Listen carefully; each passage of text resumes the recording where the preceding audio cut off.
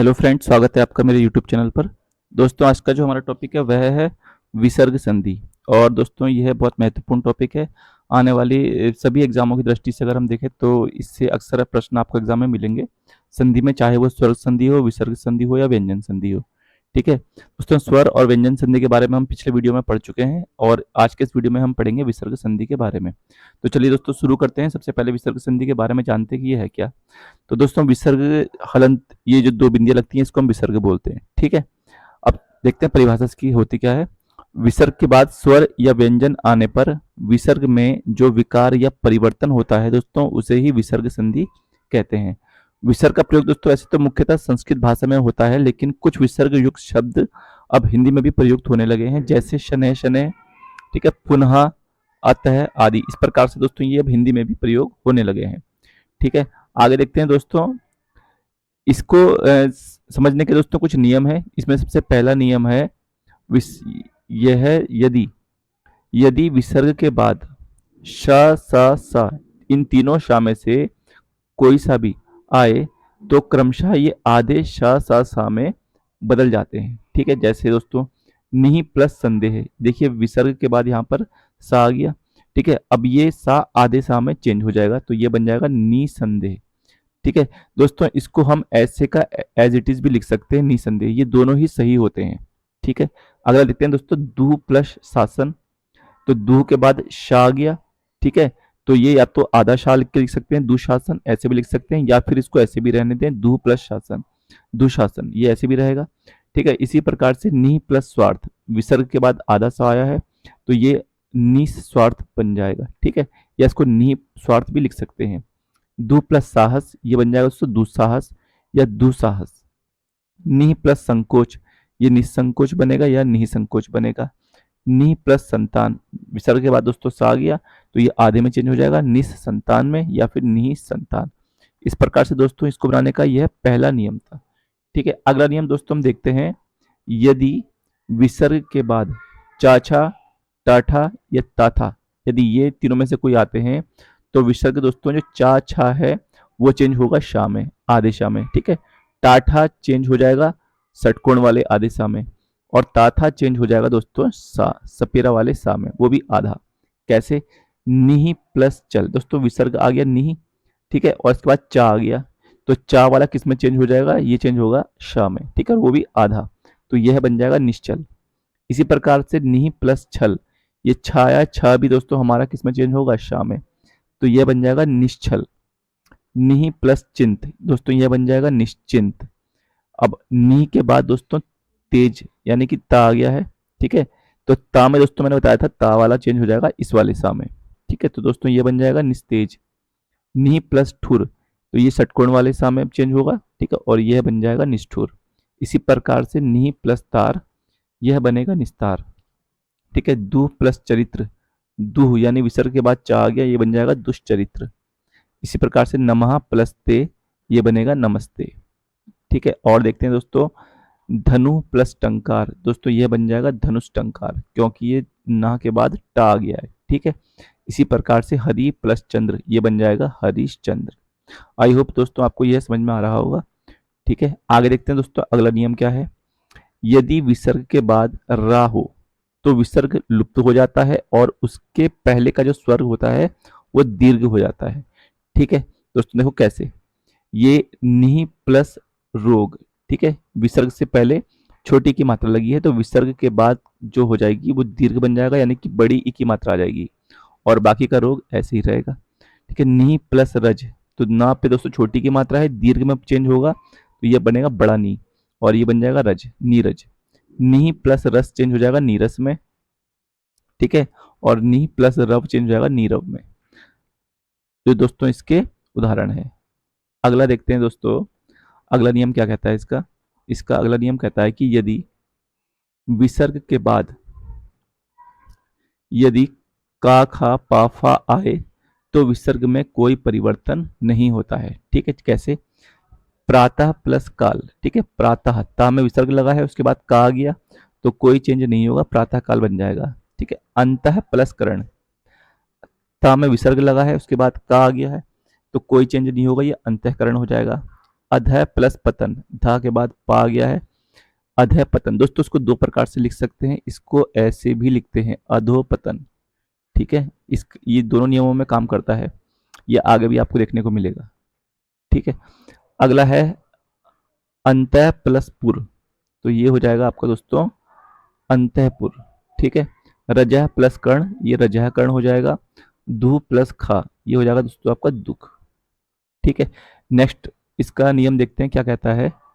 यदि विसर्ग से पहले छोटा आ या बड़े आ को छोड़कर कोई स्वर हो, ठीक है, तथा वर्ग के थर्ड फोर्थ और फिफ्थ वर्ण, दोस्तों थर्ड फोर्थ और फिफ्थ वर्ण, ये पहला हो गया, ये दूसरा, ये तीसरा, ये चौथा और ये पांचवा, ठीक है। तो तीसरा चौथा और पांचवा गा घा अड़ा, इसके अलावा च छ ज झ य, ठीक है, इस प्रकार से ये आप याद रखेंगे, ठीक है। ये इसमें ज तीसरा हो गया, झ दूसरा चौथा हो गया और यहाँ हो गया तुम्हारा पांचवा, इस प्रकार से।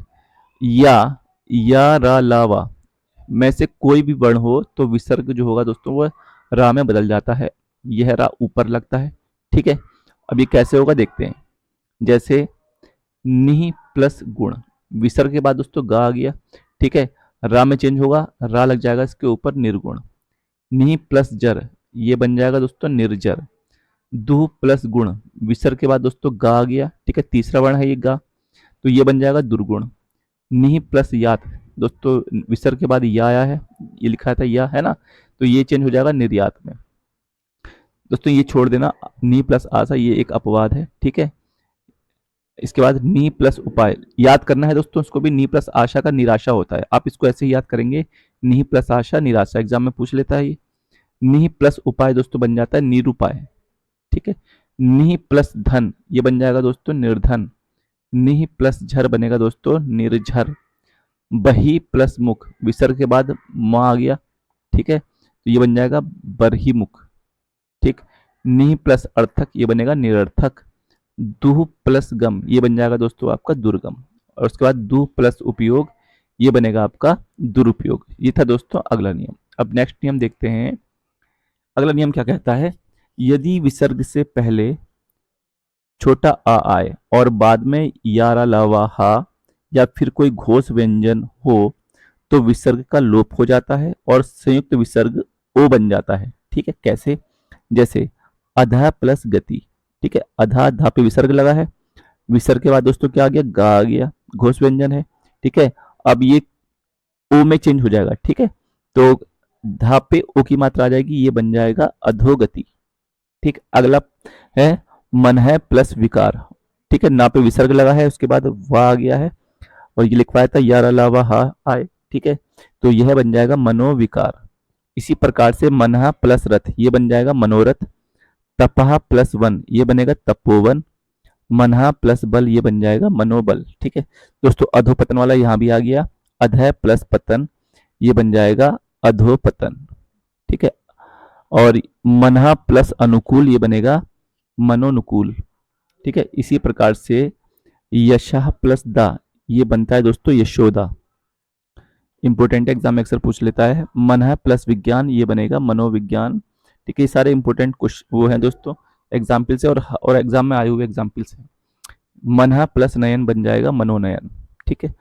पयः प्लस धर बनेगा दोस्तों पयोधर। सरह प्लस ज बनेगा सरोज। ये सब इसके उदाहरण है, ठीक है। आई होप दोस्तों आपको ये समझ में आ रहा होगा। इसका अगला नियम कहता है कि यदि यदि विसर्ग से पहले छोटा ई या छोटा ऊ आए और बाद में का खा पा फा तो विसर्ग जो होता है दोस्तों षटकोण वाले आधे सा में बदल जाता है। कैसे देखते हैं। निहि प्लस कपट, ना पे विसर्ग लगा है, उसके बाद दोस्तों का आ गया है, ठीक है, तो यह षटकोण वाले सा में बदल जाएगा, निष्कपट हो जाएगा। इसी प्रकार से दुह प्लस कर, ये हो जाएगा दुष्कर। चतुह प्लस पाद, ये हो जाएगा दोस्तों चतुष्पाद।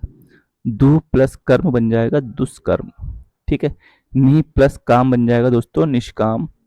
निहि प्लस फल बन जाएगा दोस्तों निष्फल, ठीक है। विसर्ग आया है और इसके बाद में फा आया है। इसी प्रकार से निहि प्लस पाप बन जाएगा निष्पाप और इसी प्रकार से निहि प्लस कलंक बनेगा निष्कलंक। ठीक है, ये दोस्तों इसके उदाहरण थे। इसके अलावा कुछ अन्य विसर्ग हैं, इसको यदि आप एज इट इज याद कर लें तो ये बढ़िया रहेगा और ये एग्जाम में अक्सर पूछे जाते हैं। जैसे नमः प्लस कार, ये बन जाएगा दोस्तों नमस्कार। पुरहा प्लस कार, दोस्तों ये होता है पुरस्कार। भा प्लस कर, ये होता है भास्कर का। ठीक है, अनु प्लस शरण, ये एज इट इज लिखा जाता है, अनुसरण का होता है। अनु प्लस स्वर, अनुस्वार होता है दोस्तों। वी प्लस स्मरण, विस्मरण होता है। इनमें कोई चेंजेस नहीं होता है। ठीक है, ये आप भी याद रखना। ठीक है, आई होप दोस्तों आपको यह वीडियो पसंद आया होगा। ठीक है, अब वीडियो से संबंधित कुछ इंपॉर्टेंट एमसीक्यूज मैंने रखे हैं ताकि आपको पता चल जाए कि इन संधि से, विसर्ग संधि से किस प्रकार के प्रश्न एग्जाम में पूछे जाते हैं। ठीक है, आई होप दोस्तों आपको वीडियो पसंद आया होगा। मिलते हैं नेक्स्ट वीडियो में, तब तक के लिए धन्यवाद। दोस्तों, वीडियो से रिलेटेड कुछ इंपोर्टेंट एमसीक्यूज हैं, प्रश्न हैं जो कि एग्जाम में पूछे गए हैं, तो चलिए देखते हैं एक बार। हमारा पहला प्रश्न है, निराधार में प्रयुक्त संधि है। तो दोस्तों निराधार का अगर हम संधि विच्छेद करेंगे तो यह बनेगा निहि प्लस आधार। ठीक है, निहि प्लस आधार बनेगा। ठीक है, और यह बन जाएगा किसका संधि विच्छेद है? निराधार का। ठीक, तो इसका सही उत्तर हो जाएगा दोस्तों विसर्ग संधि, यानी कि इसमें विसर्ग लग चुका है तो यह बनेगा हमारा विसर्ग संधि। अगला प्रश्न देखते हैं, निम्न शब्दों में से किसमें विसर्ग संधि है? तो दोस्तों अतएव में विसर्ग संधि है। ठीक है, इसका संधि विच्छेद हो जाएगा अतः प्लस एव, अतएव। ठीक है, अगला प्रश्न देखते हैं, अधः प्लस गति, अधोगति किस संधि का उदाहरण है? तो दोस्तों अधोगति विसर्ग संधि का उदाहरण है। इसका सही उत्तर हो जाएगा ऑप्शन सी। ठीक है, क्योंकि इसमें विसर्ग लगा हुआ है, दिख ही रहा है आपको। निर्विकार में प्रयुक्त संधि का नाम है। तो दोस्तों निर्विकार का अगर हम विच्छेद करें तो निहि प्लस विकार होता है, पीछे मैं बता चुका हूं। इसका संधि विच्छेद होगा निहि प्लस विकार।